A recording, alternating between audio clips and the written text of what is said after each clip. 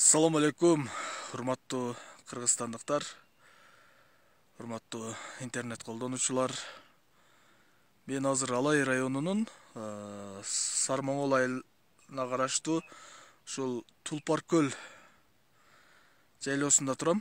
Мына аркамда Шевченко чокусу, бул жагында аппак болуп, мына өзүңүздөр көрүп турасыздар, бул аппак чоку Лелимпик чокусу. Бул Лелимпикке чыкча дагы аябай көп бар экен. Бул жер биз турган жер Тулпар көл 4000 метр чамасында экен. Бул жер дагы аябай бийик. Бул жерде мына өзүңүздөр көрсөңүздөр болот. Бүт эле топоздор үйлөрдүн эле жанында жүрөт. Мына бул жагыбызда мына Тулпар көл. Мына ушул Тулпар көл, мыналар. Тулпар көл дагы аябай чоң экен. Таң калыштуусу, бул жерде топоз аябай көп экен. Бирок чөптүн узундугу мына өзүңүздөр көрсөңүздөр болот.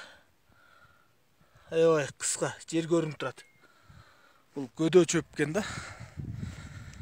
Жазда деле ошо бир карышка жетпеген көдө болот экен, күздө деле ошо бир карышка жетпеген көдө. Такыр түгөнбөйт экен. Жем сыяктуу экен да бул көдөлөр.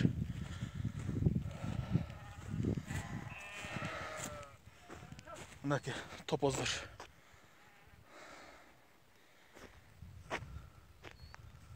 Мамалактары менен. Мына бул жакта да топоздор.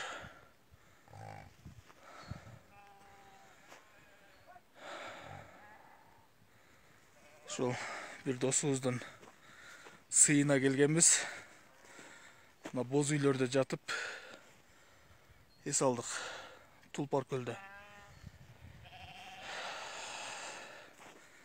Бир тынч уктап, жакшы эс алып кетейин деген адамга ушул жер аябай жакшы экен. Тулпар көлгө келип эс алып кетсеңиздер болот экен. Мындай ушинтип эртең менен күн ачык болгондо мына Лелимпик чокусу даана көрүнөт экен.